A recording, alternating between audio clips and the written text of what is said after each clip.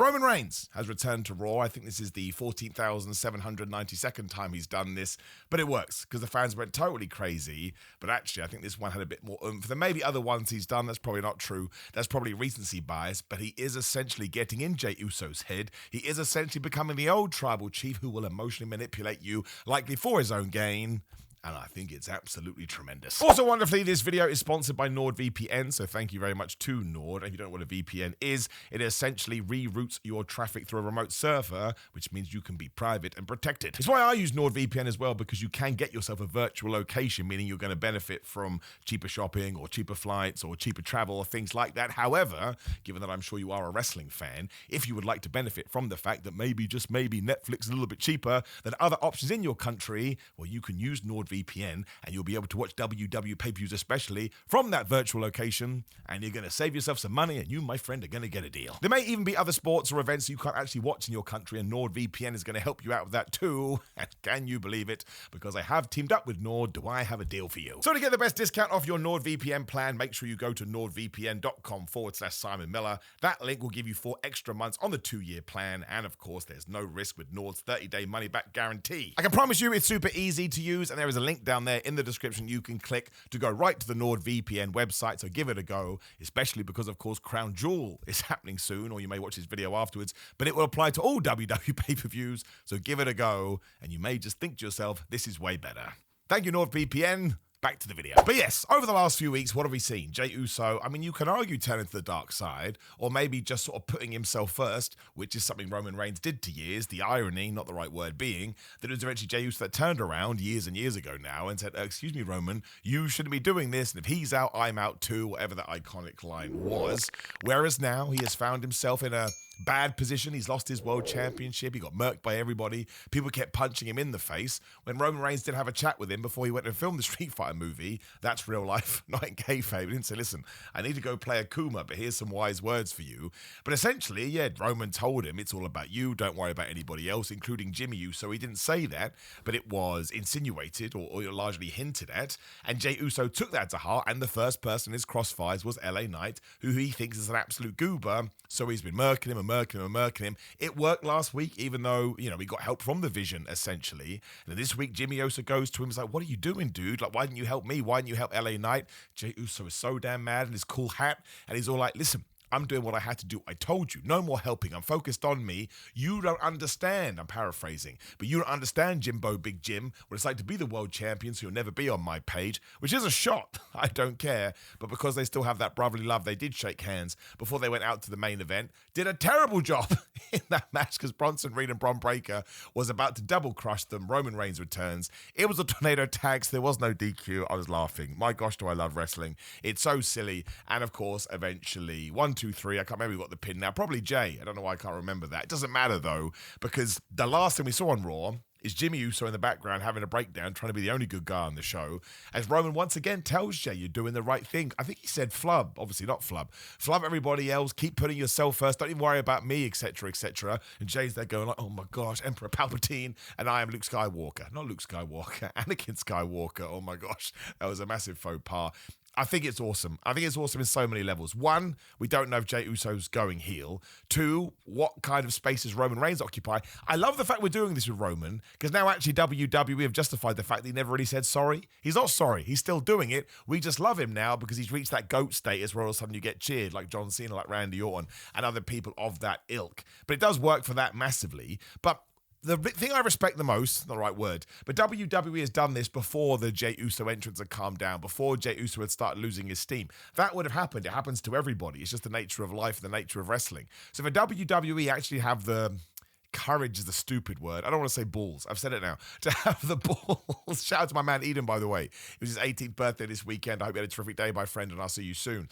But yeah, for them to do this, you know, they didn't strike when the iron was cold. They didn't even strike when the iron was hot. They did it before the iron was even brought into proceedings. This is what I'd like to do more of, because Some people have argued that Jey Uso was a shallow character. He's just a yeet machine. I'm never going to get mad at that because so many people have made careers out of it.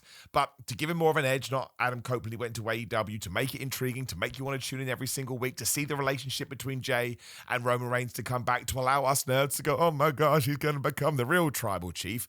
All of that stuff I think is awesome. And we still don't know if he's going to go bad guy. We don't know if he's going to cross paths with LA Knight again. They were deliberately separated on this show. LA Knight was talking about Seth Rollins. Do we go back to the Jey Uso, Jimmy Uso feud, but we reverse the roles? That doesn't excite me as much, especially given what happened at WrestleMania 40 or whenever the flub it was.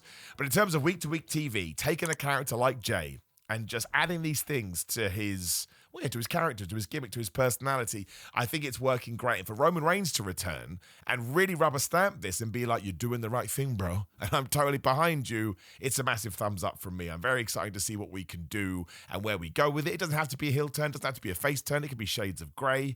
I think that Jey Uso is justified in doing this because, again, he did lose that world title ever since, and he has been a bit lost. So thumbs all over the place. And Jimmy Uso, I think, I have no idea what brand he's meant to be on anymore, but him being in there helps as well. I do not want it to end in a Bloodline reunion. It's too soon. I saw some people going, oh, I can't wait. They only broke up 2 years ago max. Don't fall into that pattern. That to me is, I'm going to say it, a bit lazy. You knew they were big, so let's do it again. No, let's come up with new stuff and let's, try and figure a thing. It'd be like putting Damian Priest back in the Judgment Day now. No, don't do it. Come up with something new for the guy.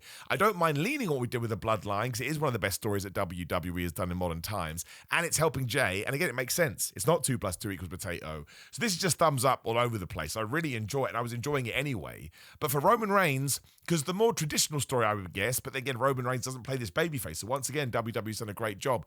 But the more traditional storyline is Roman Reigns, the superstar, the good guy, comes back and says, Jey, you can't do this, man. And then Jey goes, yeah, good point. But no, it's the opposite. It's like, be a dick, man. Be the worst person ever. That's how you get what you want. And arguably, it could send Roman Reigns back to a world championship too, because it reminds him, oh yeah, this is how we do stuff, fool. And that's what we're going to keep doing. So, brilliant, excellent, love it. The best thing on WWE by a country mile. Keep on giving it to me. And it's basically the same with Rhea Ripley, Io Sky, Asuka, Kairi Sane. So many jabrones, I'm joking, you're allowed your opinion, on the internet being like, oh my gosh, it's so silly and overacted. If you're tuning in for Oscar stuff, I said it's on Ups and Downs. Check it out over on What Culture Wrestling, where I freelance for. Subscribe to them, subscribe to me as well, and like videos, share the video, subscribe. It's just a dumb thing to tune in for, right? That's like tuning in for, I don't know, soliloquy or a monologue. You're not going to get it. You're going to get dumb stuff, because that's what wrestling should be. But yeah, Io Sky pretending to cry was arguably quite funny, but it doesn't matter. It makes it more entertaining. As long as it's entertaining, that's all that matters. But Rhea Ripley comes out. She's pissed off. I can't believe that WWE kept her backstage for so many weeks. She's so over. She's got to be one of the most over, not the most over person on the entirety of Raw. But, she comes out, says Oscar's a moron. Io Sky comes out and says, I'm so confused, Io. I don't know what to do. I can't leave my family. Oscar and Kairi Sane come on the big screen, just say, Io, you can come back if you say sorry as an underling, but Rhea, I'm going to whoop your ass. And, of course, Io Sky doesn't know what to do. The Kabuki Warriors attack. Io Sky tries to make the save. She gets misted. Now, this brand new mist, we now know, will stain you for about a week. Io Sky was just green or blue for the rest of the entire evening, and nobody could get it off, which made me laugh. But it was basically a way, well, there was many things here. I don't think we're meant to totally believe that Io Sky is into the tag team match, which is now official.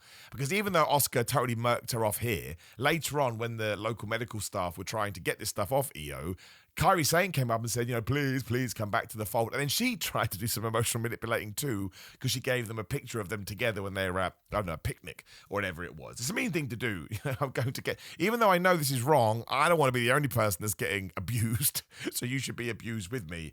And then Rhea makes the match and he was like, no, I've made my decision. Look, she's going to punch Asuka in the face. She's not going to join. You don't want to turn Io Sky heel. But I like the fact there's a little bit of a tease there. You don't know what to do. And like I said, the match is there for Crown Jewel, which is in Australia. So Rhea Ripley will be massively over, as they all will. I mean, Asuka is one of the best wrestlers ever, as far as I'm concerned. Comes back like she never missed a beat.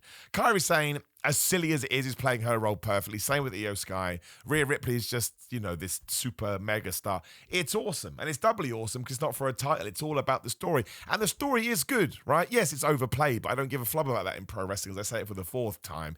It just works. And we really moved things on here after, I suppose, Asuka had gone mega heel last week. And Rhea Ripley really hates her. But Asuka really helps Rhea Ripley.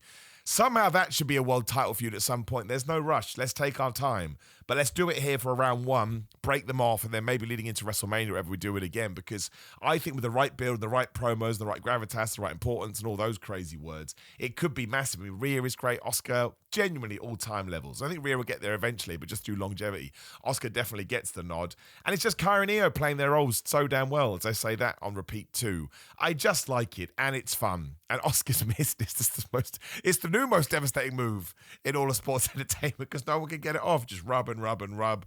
It's just fun and it's just entertaining. And I think it's almost like a Kurt Angle situation, which I always use as my example. You know it's going to be great in the ring. You know it's going to be absolutely tremendous because these are top tier professional wrestlers. There's no way it can be bad. If it goes bad, something's gone terribly wrong and we're going to sit here and make a whole video about it because that doesn't make any sense in the world. Even the Rhea Oscar match from last week was absolutely fabu, right? Couple of thumbs. One of the best things we saw all week long. Better than anything at WrestlePalooza in terms of in-ring work, although I hate comparison because it's the thief of joy.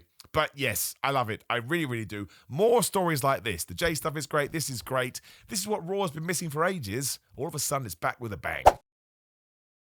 And you've even got halfway houses as well, because we're only doing Seth versus Cody because it's Crown Jewel. It's like we're only doing Champ versus Champ because it was Survivor Series, right? We've just moved the gimmick.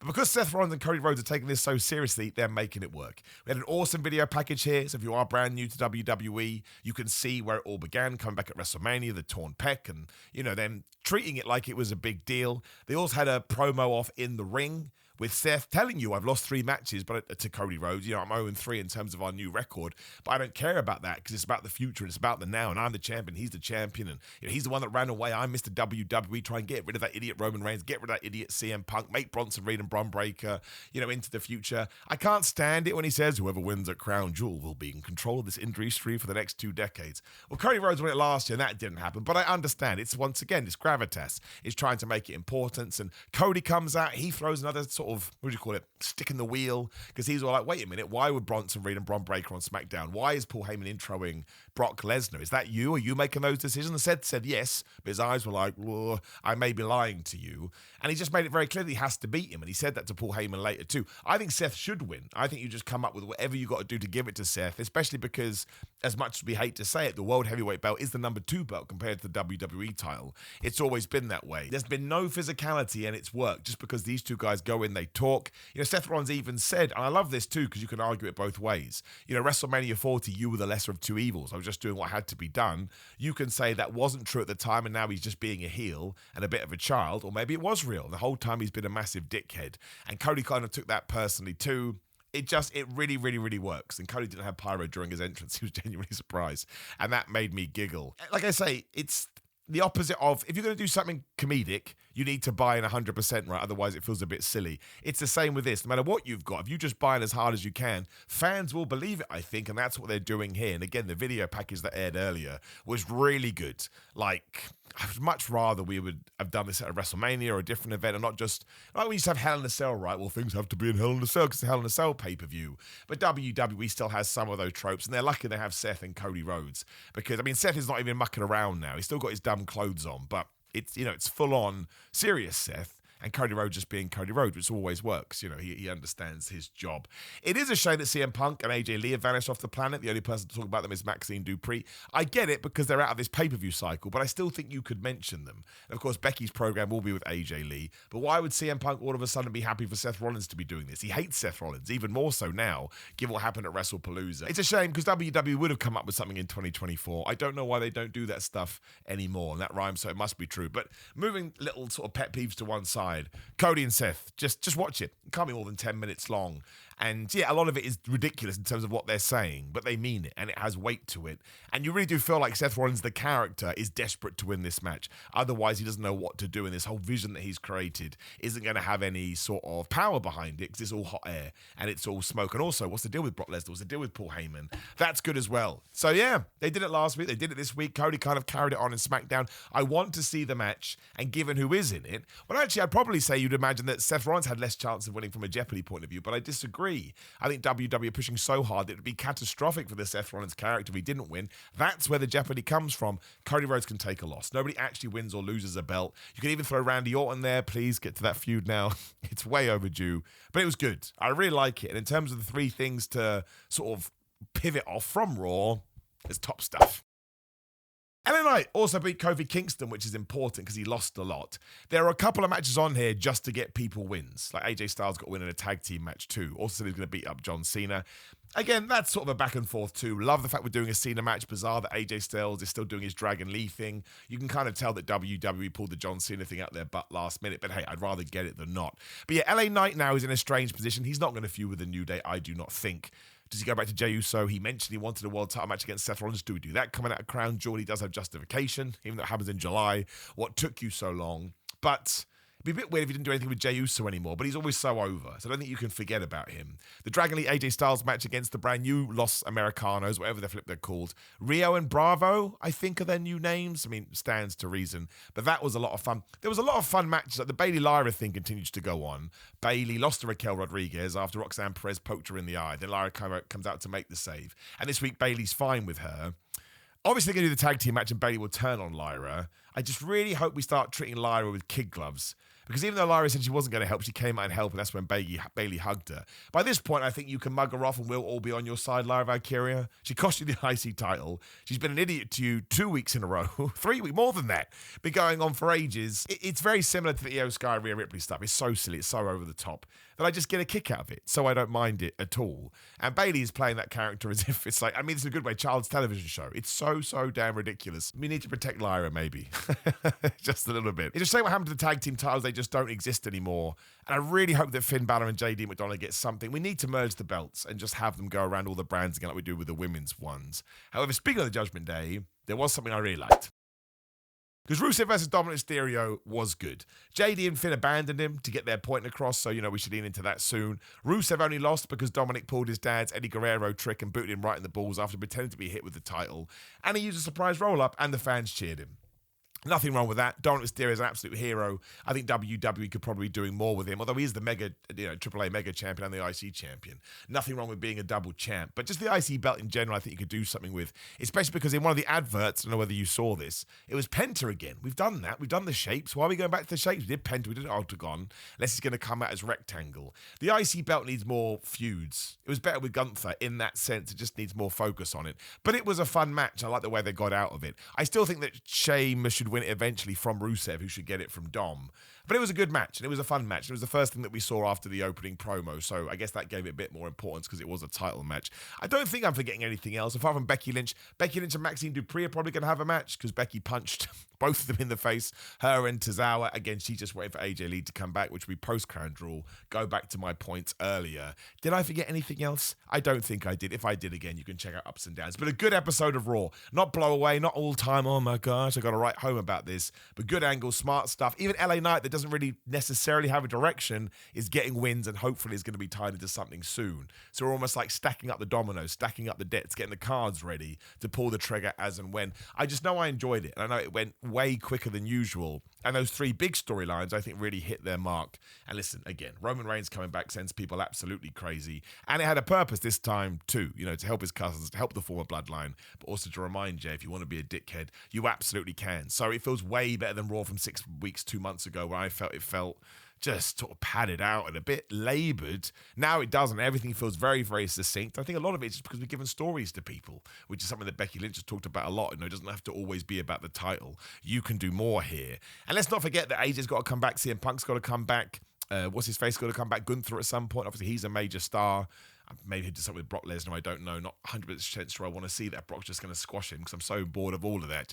But in terms of where, again, SmackDown was sort of decent as well, although everyone just wants to talk about that SmackDown botch. We did do a video about that yesterday where you could check out. Otherwise, please do like the video, share the video, subscribe. Again, I'll put that video on the screen so you can see it right now. Or maybe another one. It'd be about that in one way or the other. Interact with everything down there. Again, grillermind.com/Simon. Usually 10% off, often more. Use my code to get even more money off. And it ships worldwide, I should say. Watch alongs at patreon.com/Simon316. Doing a few written articles as well if you want to check that out. Fitness channel is live as well. Simon316 on social media. Simon on TikTok. Simon Miller on something else. What's it called? TikTok and Cameo. That's the one. Pro Wrestling Tees, Big Cartel. If you'd like to support me, I would appreciate it. Thank you for all your kind words about me and the PWI, which is over a week old now, but people are saying cool stuff. It means the world to me, and I will try and repay that favor. Otherwise, have a terrific day. See you soon.